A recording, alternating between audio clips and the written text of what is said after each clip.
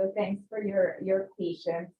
Welcome everyone. Welcome to those of you that are here in person, and then we have a lot of people joining us remotely today, which is really exciting.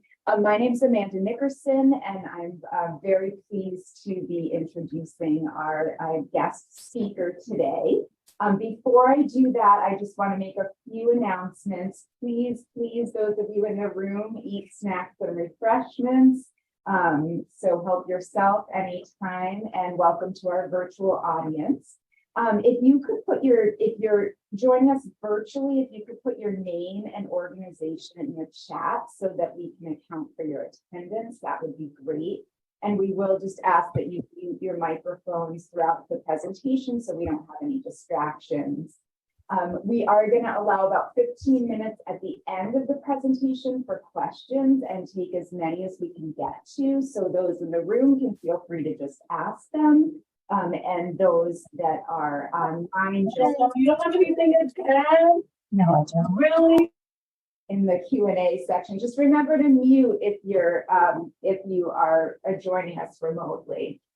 At the end, we'll also provide a link to a brief, like 2 to 3 minute survey, which you need to complete in order to get, if you want a certificate of attendance, to download. And the event has been approved for 1 hour of mass professional development.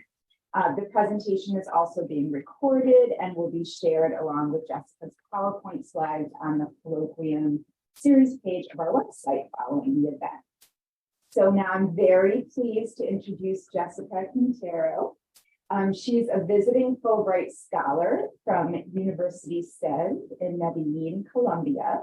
And she's going to be working with us at the Alberti Center team throughout the remaining of this spring semester.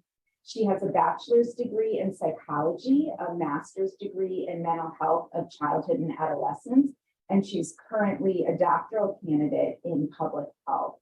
Her thesis dissertation, which she's working on while she's here with us, is effects and mediation mechanisms of individual, family, school, and neighborhood factors that explain the role of bystanders in cyberbullying situations in the city of Medellin. And we did get several questions from registrants before the presentation, and Jessica was kind enough to incorporate many of them into what she's prepared, but certainly if people, we encourage other questions at the end of the presentation as well. So without further ado, help me to welcome Jessica.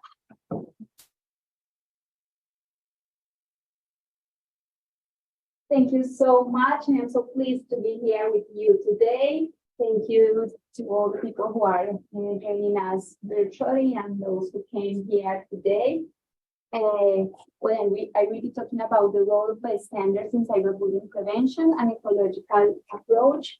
As Dr. Amanda Nickerson said, we will have a section for questions, so I encourage you to do as many as you can. And we hopefully can have a conversation at the end of this presentation. So,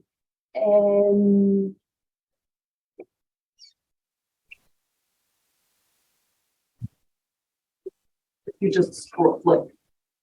There you go. okay. What's cyberbullying? We currently don't have an unified definition of cyberbullying, so it has been a problem for research because we don't have a unified definition. We also don't have a unified tool to assess cyberbullying, and it is difficult for us to come to conclusions about prevalence. But Peter and Peterman did a nice job reviewing some of the most cited definitions about cyberbullying, and they came to this definition that is so helpful. Cyberbullying is using information and communication technology to repeatedly and intentionally harm, harass, hurt, or embarrass a target. It has 2 of the 3 definitions or characteristics of bullying definition that are repetition and intention. What happens so with power imbalance, that is part of the definition of bullying, traditional bullying, that the characteristics of the online settings are they help us or help to create this power imbalance. For example, the digital literacy of the bully, or the anonymity, the possible anonymity, and other characteristics that can make this power imbalance possible. Well, as I said before, it is hard to come to a conclusion about prevalence in cyberbullying, but this is a meta-analysis made by Sue and collaborators, and they reviewed all the data from 2015 to 2019 about prevalence, and they found that approximately 1 out of 3 adolescents are involved as victims, and 1 out of 4 are involved as perpetrators of cyberbullying. And that is important because they found also that in the 5 years they did the follow-up, they could see a tendency of increasing. It has been rising around the years, and we have that same tendency here in the study of Pachin and Induham. They have been doing research from 2007 until 2021 about cyberbullying surveys about this topic in the United States, and it has been found like this tendency of increasing. And if you can see here, after the pandemic, we have a significant increase on the rates. Even though this is not the same sample and they have different methodologies on each of the studies, this is significant, and we have to take it into account when coming to conclusions about cyberbullying. It is increasing around the world. And well, this one are the lifetime cyberbullying victimization rates. And here we have the 30 days cyberbullying victimization rate when the kids are asked about the last month, if they have been cyberbullied in the last month. These are the rates, and you can see that they are also increasing, and they increase significantly after the pandemic. How is cyberbullying expressed? What are the ways kids are cyberbullying? The main ways are mean and hurtful comments online and spreading rumors and denigration. When we ask children how they are usually cyberbullied, they say these are the most common ways to cyberbully, but we have another one, like threatening to hurt physically or mentally. Blaming is about send violent messages to provoke conflict between two or more people, usually in these groups of video games. Cyberstalking, harassment, happy slapping, that is one of the most recent kinds of cyberbullying, when they publish a video online and the video was recorded when the victim was undergoing various forms of violence and humiliation. Exclusion, impersonation. Impersonation means to have access to personal account information and to impersonate the target online, uploading negative information that can affect or damage the social relationships. Tricky or outing, this is to become a friend of the victim, leading him or her to share private information in order to then share this information online, or threaten the victim to share this information. So bullying has existed, we can say always, but now we have new ways to cyberbullying. Internet has developed new ways of interaction, and these new forms of interaction have come with different forms or ways to be violent or to be aggressive with other person. So this is the social media platforms where cyberbullying occurs the most. We have first Instagram, Facebook, and Snapchat. And I'm going to tell you about my city where I've been. We last year identified a problem. Some groups, Facebook groups that are called Confiésate, like confess yourself, where kids make confessions about other kids, where they expose them, humiliate them, make post intimate videos, intimate photos about them. And it has been so hard because each school has its own group, Confiésate online. So when the city has tried to put down these pages, the next day another pages come out with new followers. So it has been really hard for us to address this problem. And we have one group for each school and for each neighborhood sometimes.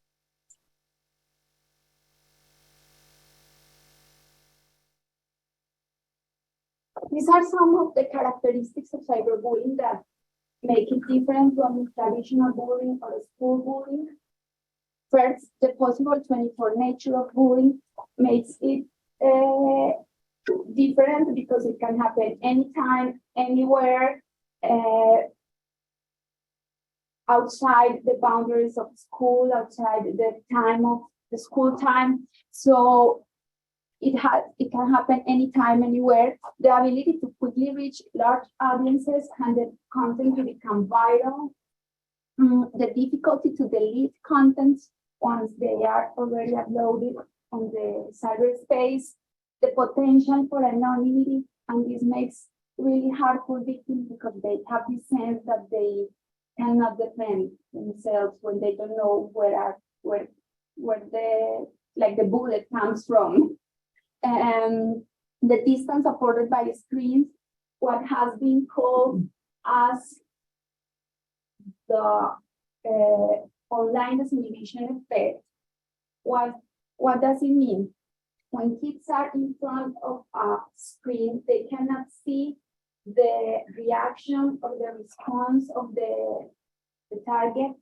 And for aggressors and for bystanders, it decreases their empathy because they are not knowing how the other is feeling, and it can increase the aggression and decrease the healthy behavior in bystanders. And we are going to talk about it later. So all these characteristics make cyberbullying perceived as more severe, hurtful, and uncontrollable by the targets, and an increased sense of helplessness and vulnerability. Here we have like a picture of the different roles in cyberbullying.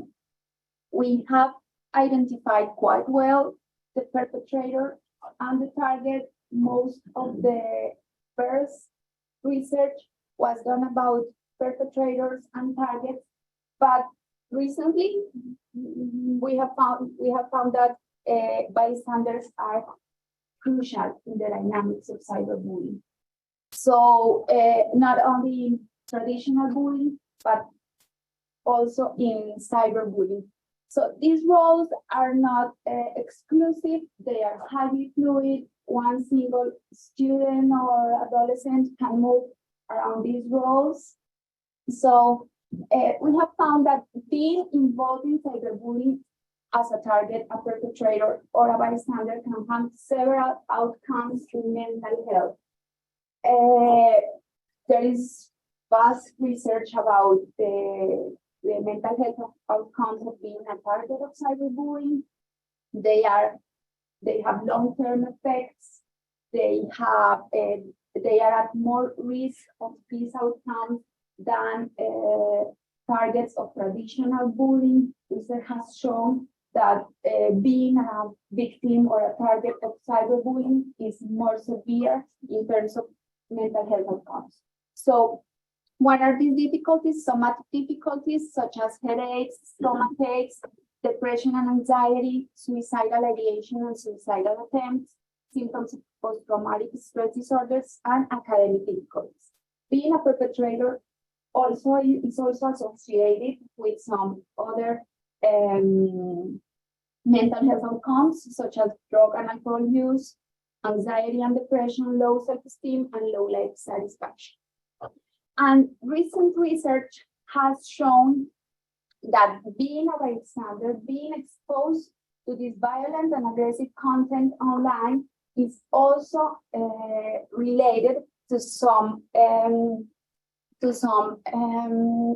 mental health outcomes, such as depression, anxiety, and somatic symptoms. Why? Because it could be explained because bystanders have fear about becoming a target themselves because of the cognitive dissonance between the willingness to intervene and the lack of action, and the desensitization that is an effect that we are going to talk further in this presentation. Okay. But as these roles are diverse and complex, bystanders is also a role diverse and complex, fluid, and one single bystander can move between these roles. But we have understood, research has shown us that they have a crucial role in the dynamics of cyberbullying. What bystanders do has an effect on the dynamic of cyberbullying. They can maintain the situation or the incident, they can make it worse, or they can make it stop. Being a reinforcer, such as giving like, share, comment, supporting the bullying, gives positive feedback to bullying, and therefore it makes it worse for the victim. It is estimated that around 10% of bystanders are reinforcers. Outsider, it is estimated that about 60% of bystanders are outsiders. And what happens with being an outsider or remaining passive when this kind of content, when they are exposed to this kind of content? Like, it is interpreted as a silent acceptance of the situation. So it maintains the bullying, keeps the bullying going. What happens with this third role as a defender? It has the potential to end the dynamics of cyberbullying, strengthens the resilience of the victim, and reduces the negative effects on their mental health. Right now, we are focusing, or the intervention strategies are focusing on becoming this role into this role, becoming outsiders, independent, because we know this is the role that can help stop the bullying and prevent the mental health effects on victims. But defender is not a unique role. It can be expressed in many ways. So there are some defenders that can have aggressive behaviors, so they can like bully back the bully, or in a constructive manner, such as comforting the victim, giving support to the victim, reporting to an adult, reporting to a teacher or a parent.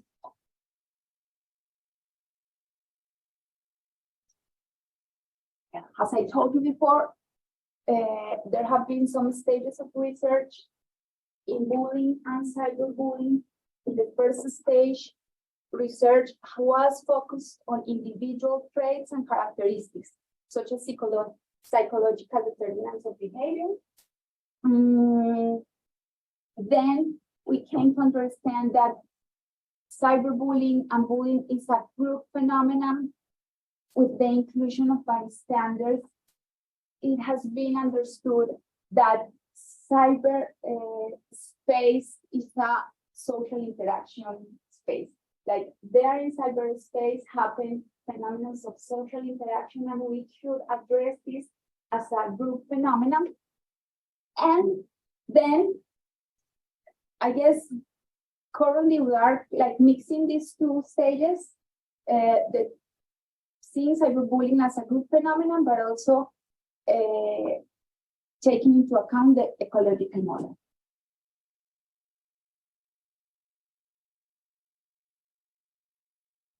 So this is the ecological framework.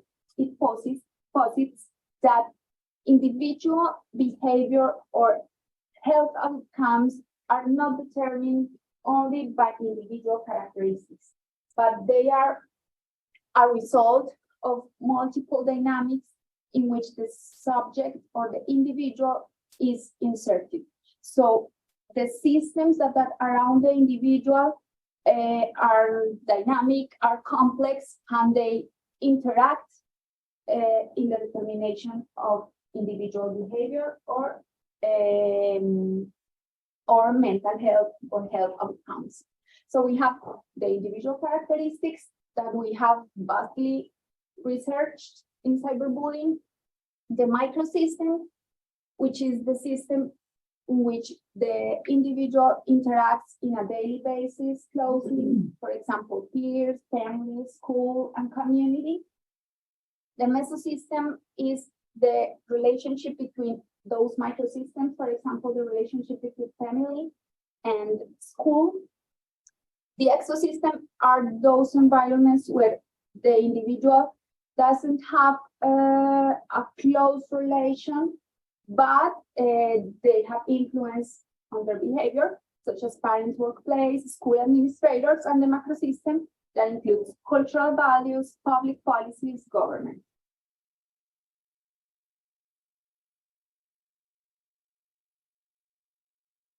So I'm going to tell you something about what has the research shown us about these individual characteristics, microsystem and mesosystem that are related to bystander intervention.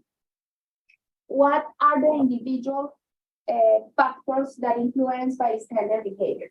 First, empathy. We now know that those students that are high in empathy are more likely to intervene when they observe or when they are a bystander of cyberbullying. And those who are low in empathy are less likely to intervene. Moral disengagement, this has been vastly researched in both bullying and cyberbullying. And what we know about moral disengagement. Moral disengagement is related to those social cognitive mechanisms that one person puts in action or plays when he commits like a moral transgression. For example, if a kid bullies another, in order to avoid feeling guilt or shame, he can put these mechanisms, moral disengagement mechanisms in action. So he can think like, well, I am helping him to improve his character or things like that. But justify the action, the moral transgression, justify the moral transgression in order to avoid feeling guilt or shame. What we know about moral disengagement is that in bystanders, the most common forms of moral disengagement are diffusion of responsibility, something like, it's none of my business. Why do I have to help? It can be any other one who can help the victim, not me. Or victim blaming. And for example, those who perceive that the victim exposes him or herself in social media, shares a lot of personal information, and they tend to blame the victim, and in order to avoid feeling guilty for not helping. So yeah, those are the most common moral disengagement mechanisms that are put in action when a bystander doesn't act. And self-efficacy, because someone who feels capable of helping the victim is more likely to actually help the victim. About family, peers, and school, research has found that those families with better communication, more affection, warmth, and better climate in general act as protective factor for cyberbullying and bullying. But especially about bystanders, if a kid feels like their parents are expecting them to act, they are more likely to act to defend the victim. But if they think that their parents want them to be safe, to don't risk their personal safety, they are less likely to act as bystanders to defend the victim. In peers, we have found that normative, when cyberbullying is normative, like they are used to aggressions, like the way they usually act is through aggressions online. When cyberbullying is normative, peers, children are more likely to not intervene or to join the aggressor. And it happens almost the same at schools. Schools with best climate perceived by the kids are they act as protective factors. Well, what happens here with violence exposure? This is like what happens with bystanders. Bystanders are exposed to aggressive content, to violence online.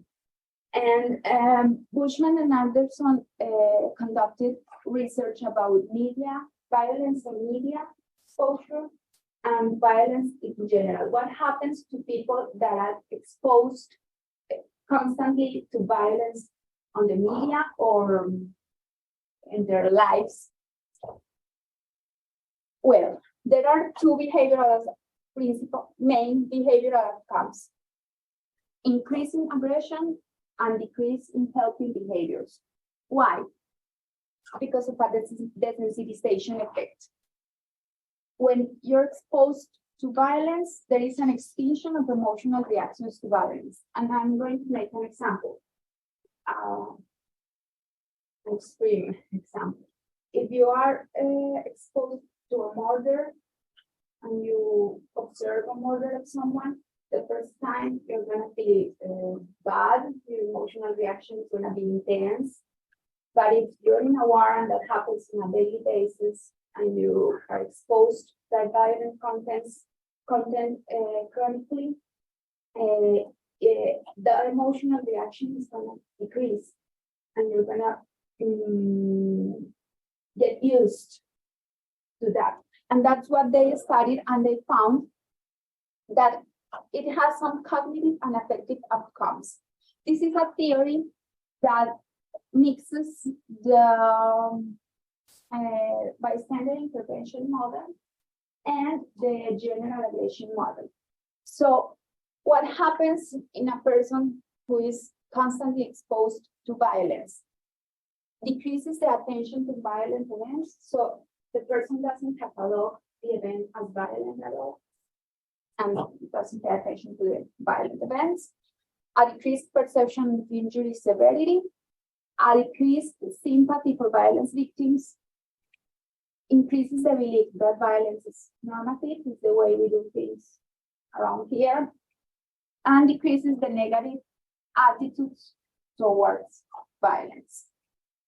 So the behavioral outcomes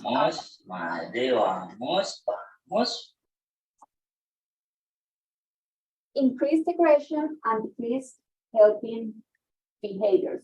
And that is really important if we are thinking about bystander behaviors and helping behaviors.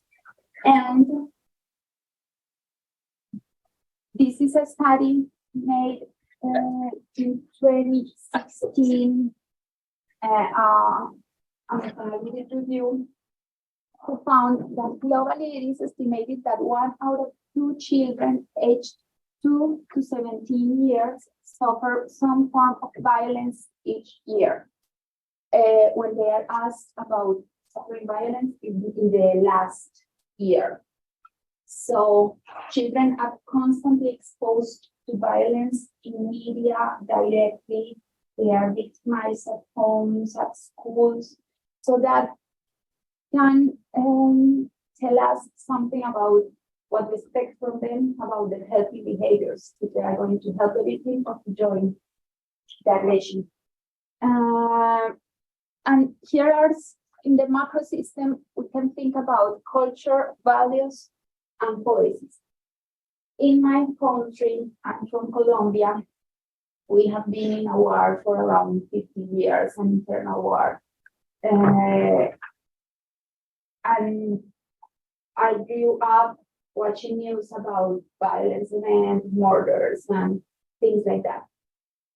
This culture has learned that if we observe or if we are bystanders of an injustice, we should keep quiet, because if you speak up, you can be murdered or you risk your safety. So it's cultural. We have that inserted in our culture, but we also know that in Western cultures there is a value of individuality. So these values need to be also taken into account when we are thinking about healthy behaviors of bystanders. And here comes the question: are cyberbullying intervention and prevention programs effective? This is one of the questions that some of the people who subscribe asked to this event. So, yeah, the question is yes, they are effective. Meta-analytic reviews have shown that the programs can reduce cyberbullying victimization and perpetration. This is one of the most important meta-analytic reviews about the topic, the one done by Daphne and collaborators. They reviewed 24 publications of interventions in school-aged participants, and they found these programs can prevent or reduce cyberbullying perpetration by approximately 10 to 15%, and cyberbullying victimization by approximately 14%. These side effects are smaller than in bullying, in traditional bullying, school bullying, but this has an explanation because of the number of studies. They are still not that much. We need more research about cyberbullying specifically, and we're going to talk about it later. But yeah, this was another meta-analytic review made by Chen and collaborators. They reviewed 16 studies about digital health intervention in reducing cyberbullying and bullying. But specifically in cyberbullying, they found that the random effect size of the intervention was 0.19. And this one was pretty interesting because it's related to the topic we are, and the reason why we are here today. School-based cyberbullying prevention programs impact on cyber bystander behavior among K-12 students. They reviewed 9 students who targeted specifically bystander behavior on their intervention, and they found, even though this wasn't significant, they found that students that received an intervention reported 29% of one standard deviation higher active bystander behavior than students in a control group. But they found something really interesting, and this was significant, that programs that included an empathy activation component produced a significantly greater treatment effect on promoting active cyber bystander behavior compared to intervention programs that did not include an empathy activation component. So I'm going to present to you some guidelines for and actions oriented to promote bystander interventions that we can conclude based on these meta-analytic reviews. So first, it has been found that it is important to promote cyberbullying knowledge. Why? Because we need to help bystanders recognize situations of cyberbullying. And it has been shown that helping them recognize these situations improves the likelihood of them intervening. So if they acknowledge that there is a situation of cyberbullying, if they catalog it, label it as cyberbullying, they are more likely to intervene than if they watch an incident online and they don't catalog it as cyberbullying. Develop policies and systems for reporting and train bystanders on how to effectively use them. If children know to whom they can report situations, they will be more likely to intervene. This will improve their own efficacy, and they can act as bystanders, like reporting to an adult. This one was one of the main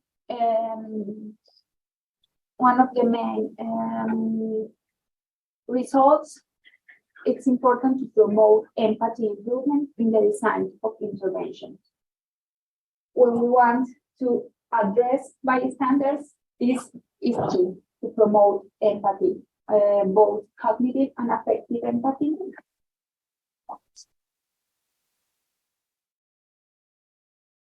This was also found in meta-analytic reviews. Designing interventions with higher duration and booster sessions as maintenance strategies to prolong the intervention effect. The better results were found in longer interventions compared to those of 1 or 2 single interventions. So I know this is more expensive, it needs more resources, but it's cost effective. Design a more systematic curriculum through primary to college to avoid repeated efforts to intervene as early as possible. We currently know that bullying and cyberbullying is happening since elementary school. So the sooner we intervene, the better. It's not exclusive of high school or higher.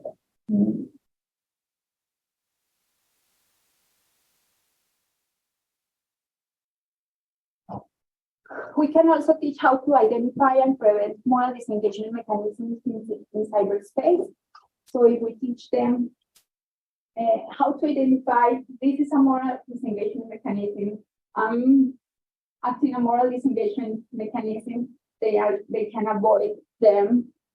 Teach how to avoid reinforcing cyberbullying content. They can think it's harmless to like or it's harmless to share, but if they are conscious about the consequences and how they can reinforce cyberbullying content, they can avoid it. Include parents, teachers, and school staff on strategies oriented to respond effectively to reports of cyberbullying. And as part of my thesis dissertation, we went to schools to do like workshops. And one of the questions we asked children was if why they didn't report, or it came in a conversation, why don't they report? And they usually said because nothing happens. When I have told a teacher or my parents, they don't do anything, or they tell me to defend myself. So it's important that we train school staff, teachers, parents to effectively intervene when these situations happen and when a kid has the courage to report the situation. When intersectoral actions, anti-cyberbullying programs should be considered for significant funding resources and national level implementation. We all know it is cost effective, that we can prevent many of the outcomes and mental health outcomes, and those outcomes are more expensive than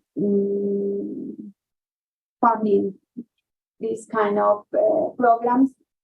And this is proposal from Violent Court that healthcare providers as a potential new resource in bullying and cyberbullying, identification and prevention, because that one is like neutral or objective space, different from school, so kids can feel more comfortable talking to their healthcare providers than to school staff.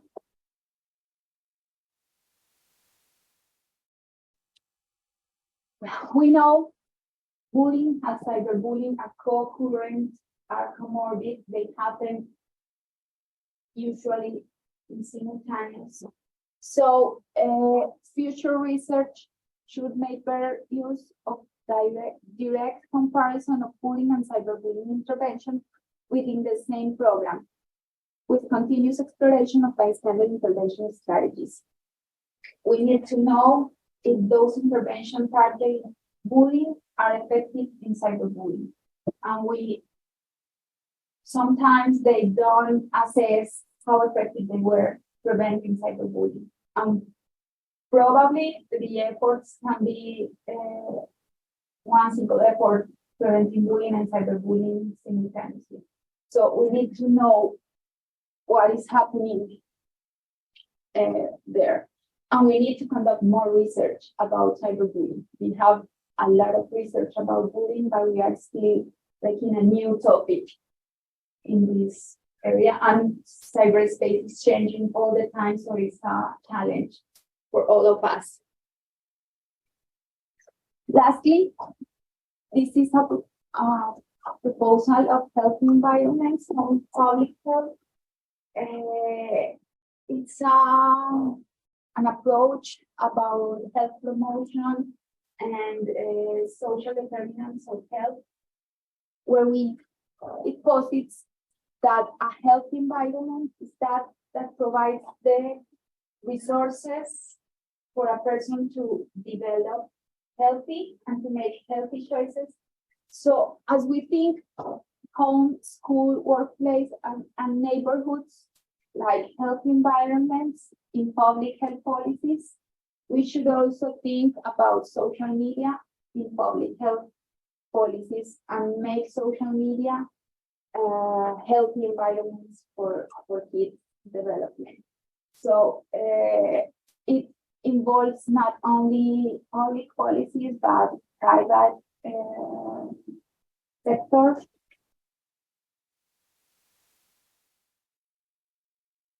And these are some actions. I want to focus on these last ones that were proposed by UNICEF in 2017 to harness the power of digitalization, leverage the power of private sector to advance ethical standards and practices that protect and benefit children online, and put children at the center of digital policy. That's the goal. Here we have the references if you want to dig a little more. And thank you so much. Thank you so much for such a great presentation. So many interesting, I took so many notes, because even though I study this, there's still, new citations and new information. I'm wondering if there's any questions that people here in the audience have, and or if there were any from our online.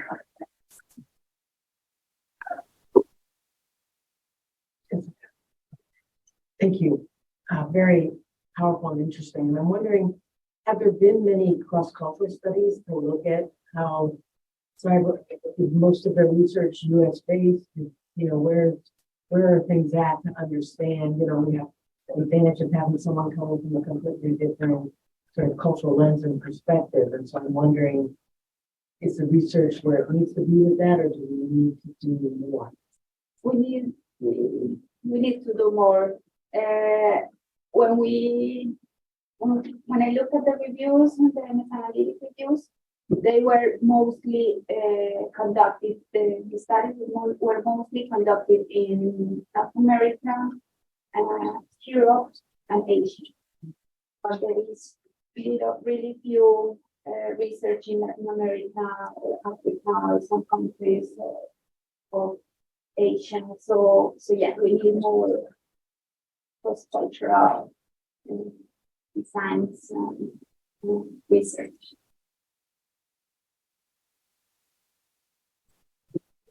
You said you did a study or a survey of students in Colombia. I'm wondering if where those studies were there photographics like did you do public schools and private schools in Colombia, because I know in Latin America, right? So I know in Latin America there's differences between countries. There's a lot more big differences are bigger in Latin America between public schools and private schools than in the United States. Right. So I'm just curious as to what school you Yeah, I didn't show you much of my dissertation, like the study, but yeah, it was conducted in public schools, and we have really big difference between public schools and private schools in Colombia, because usually public schools are targeted to most, how can I say, disadvantages students in terms of socioeconomic conditions. And public schools are like the socioeconomic better. So the difference is, so yeah, we have something that's called strato from 1 and 6, and 6 is the most advantageous, and 1 like the most disadvantageous. And usually in public school we have status 1, 2, and 3, and the other one, the higher status, are in 4, 6, and 7 in private schools. So I guess, so did you notice any differences in the responses with the bullying, the cyberbullying in those different strands? I didn't have the opportunity to compare, because I didn't conduct research in private schools, but most of the research that is conducted in Colombia is done in private schools.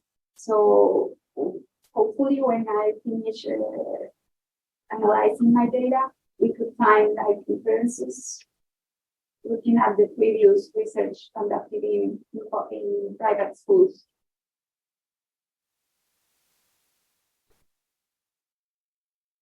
You may or may not know the answer to this, because I know I don't. So I'm definitely just asking out of curiosity. Bystander intervention and sort of what we teach in terms of responding in like traditional bullying situations.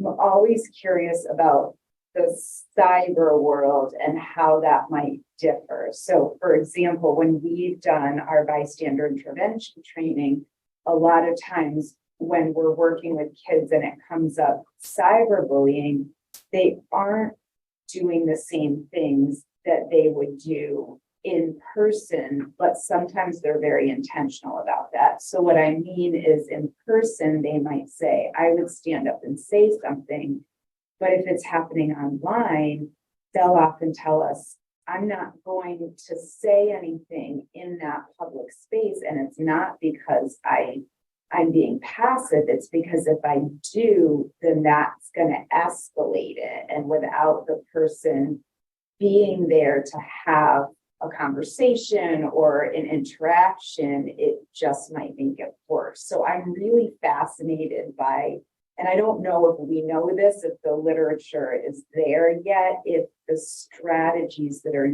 used in the cyber context are different than in face-to-face, particularly with that direct intervention. Like, do you say something on the spot? And if so, is that? Yeah, well, I was looking for research about that because yeah, it's very interesting and what the effects are of some interventions. Like some interventions could lead to make the cyberbullying worse, and some of them could improve the situation. So there have been some research about, for example, hate speech and how the response of bystander can affect the situation and the chats, but there's few information about it on the research. It's some of the things that they identify in those meta-analytic reviews that we don't have enough information about what we expect of cyber bystanders, how we expect them to act, and what actions could lead to an improvement of the situation. Like we know that if they take a screenshot, give evidence, and talk to an adult, or go to the victim and offer support, those could be actions that can help. But inside the virtual environment, we don't really know which actions would be better, and we should really know because in these interventions we are teaching them how to act. So if we don't know, we have a lack of knowledge in the topic.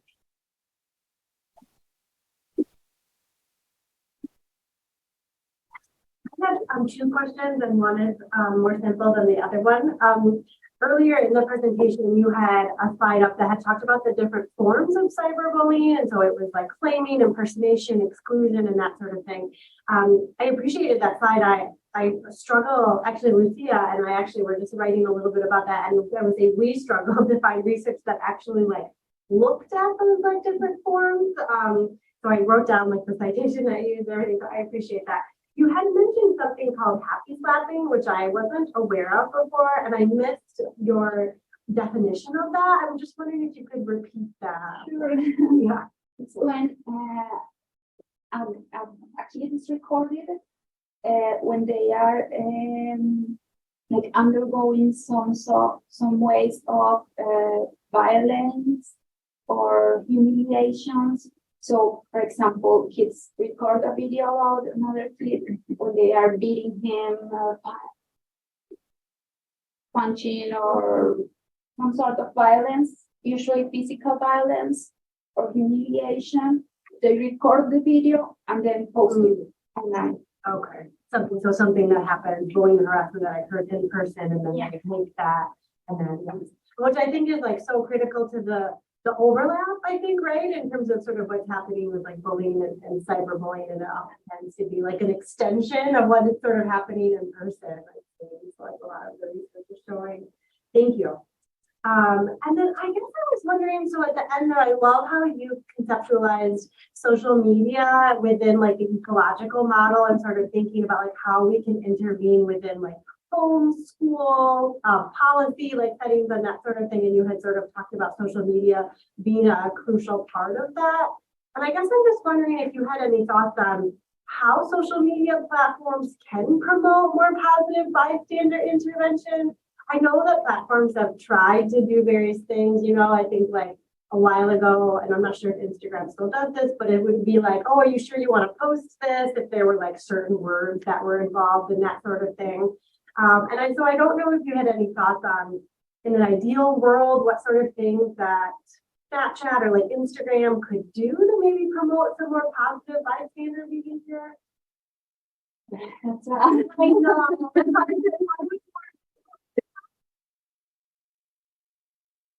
Yeah, I guess some of the actions they have been like taken down some with the algorithm identifying some sort of violent expressions, hate speech, and they identify these situations and know how to say lo que haga. I don't know. But they identify the situations. The other important thing they are doing is to have this report button where kids can report these sort of situations and encourage them to report. But in terms of mental health, I guess these social media are usually thinking about profit and more about mental health. They're So- very engaging in all of this. Sure. Because it's more exciting to engage in a hate speech, and usually these contents are more followed, and social media wants that engagement, so they are not actually acting against this speech, although they say they are acting, but yeah, it's in an ideal world.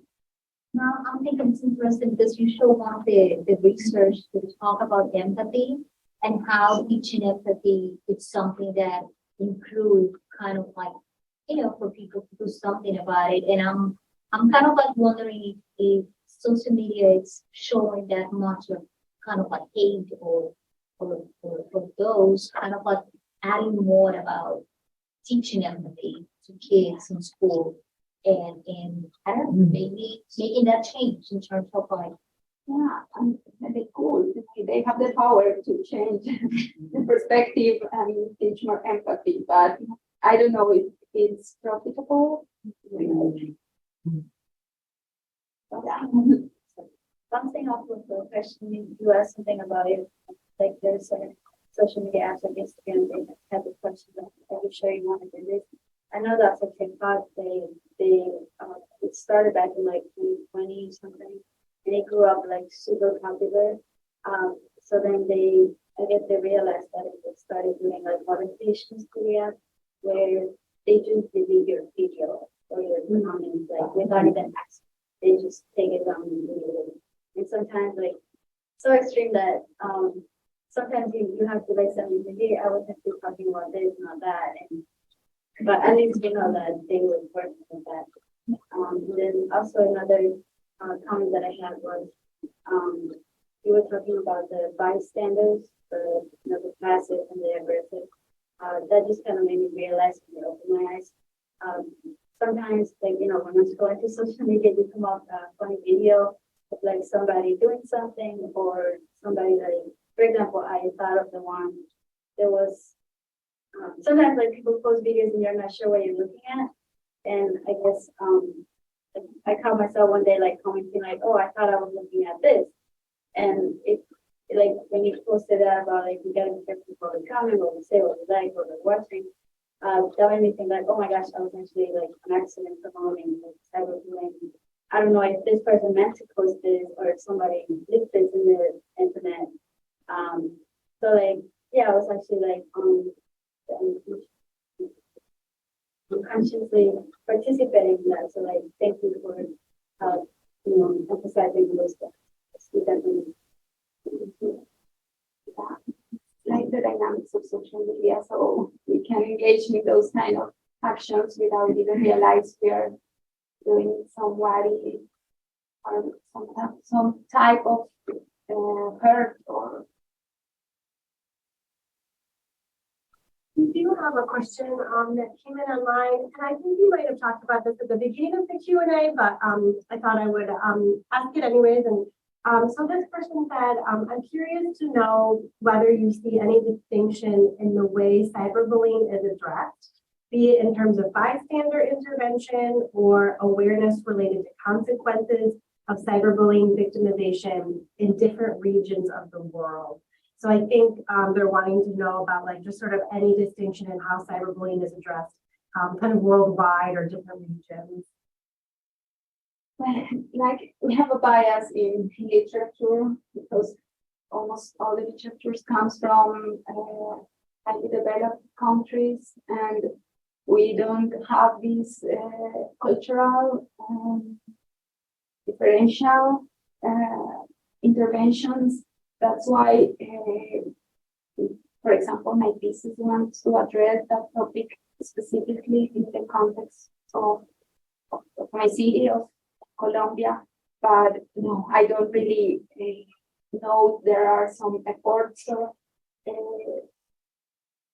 we need to get to that. Like, there is an effort we need to do about unifying, and another effort to being culturally and socially sensitive to those differences.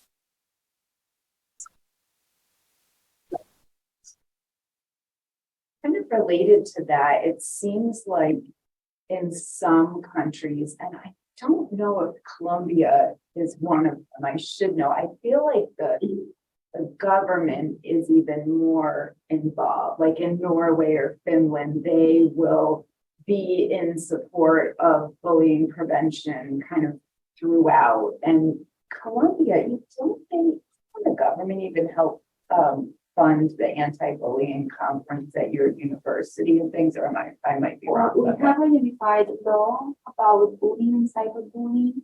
It's called 1620 law, where we have like all the processes within the schools. We have to change the manuals of coexistence in schools.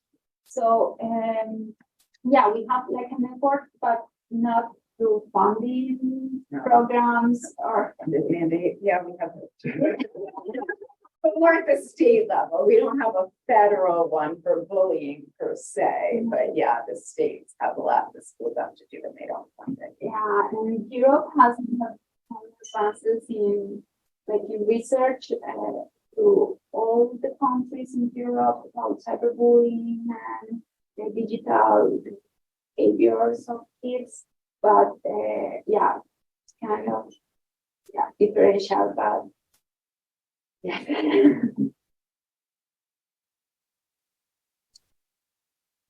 First of all, great presentation. That was amazing. Learned so much. But I have a kind of broad question. So do you know if there's any kind of difference between like that being a bystander in an interpersonal situation where like it's two, three kids, whatever, that go to the same school versus all the bullying that happens to more of like people with more followers, so like influencers, celebrities, because like I know there's a lot of people that a lot of hate comments, like people with big followings get a lot of hate comments, whether it's in reaction to something they did or just like they have a following and now they're getting comments. Do you know if there's like kind of any literature that looks at sort of that kind of situation? I don't remember where I read it, but I will tell you. But yeah, it has been established that bystanders in cyberbullying are less likely to intervene than bystanders of traditional bullying, and that could be because the reasons you are exposing, like they can be targeted themselves, they can be exposed on the social media, so if they speak up and say something, it can get worse.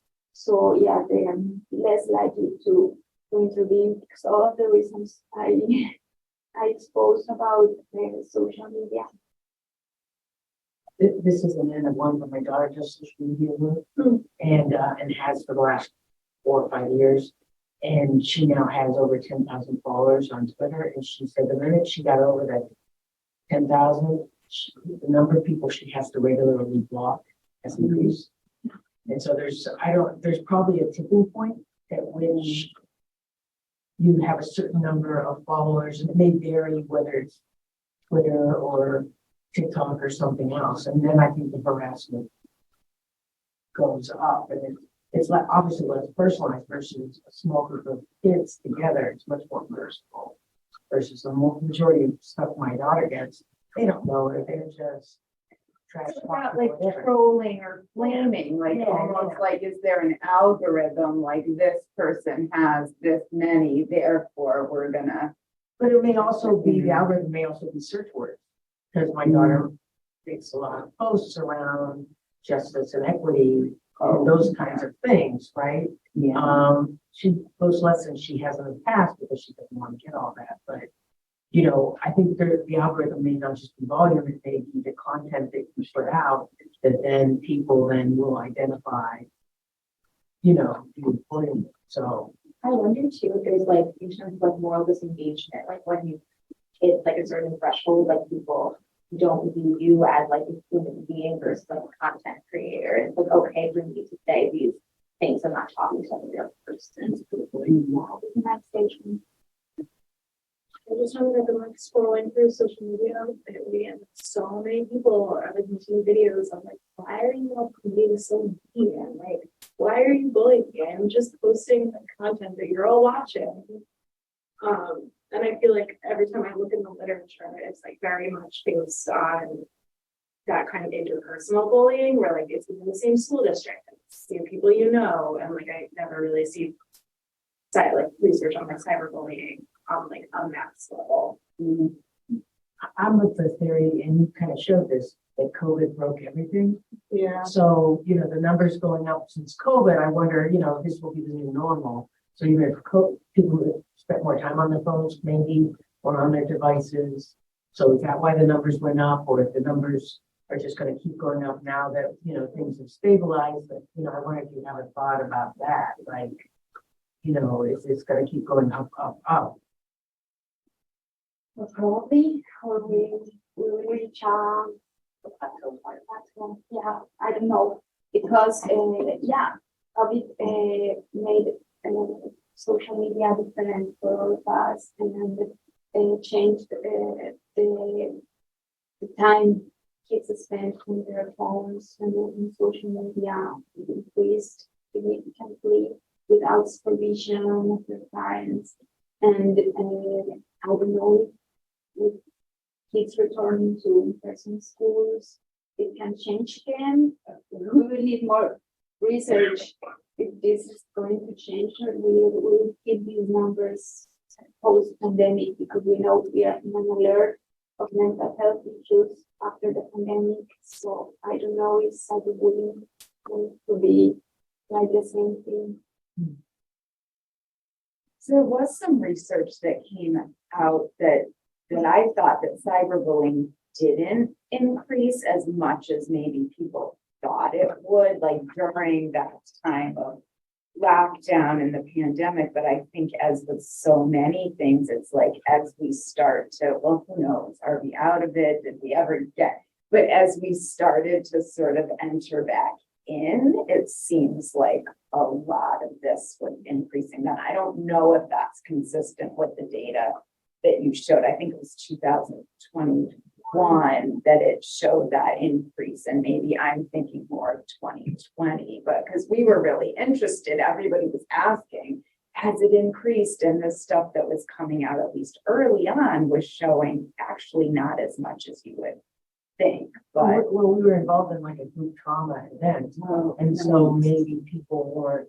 So then after some of the anxiety or fear went down, people could take their, put their mind back on that. right. You know, I think 2020 is not something you can replicate. Right. And because of the co-occurrence of bullying and cyberbullying, but they were not at school, so they have not that similar chance to bully others. But when they came back, yeah, could be. We need more data. Well, wow, that was a great discussion. I realize we are at our time. Thank you all again, and especially to Jessica. We have a couple treats for you from UB, including a hat. So we loved having Jessica here for many reasons, but one of them is that when I'm complaining about the snow, she said, "It's so beautiful." And I was like,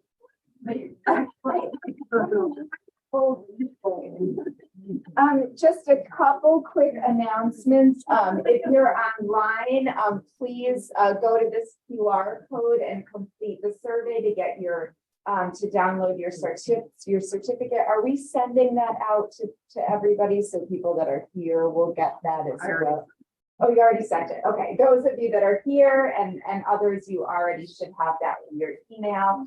And then I just want to give a quick announcement of our next colloquium, which will be virtual on Tuesday, April 18th from 11:30 to 12:45. We have Dr. Wendy Craig, who's a very well-known professor of psychology of Queen's University, and really excited about this talk. She's going to be talking about addressing power in bullying, being about gender and income inequality. So we talk about this sort of power imbalance in bullying, and she's going to drill down a little bit more in looking at this as an issue of inequality or inequity. So excited about that, and hopefully you get our messages and we'll be able to look into and sign up for that.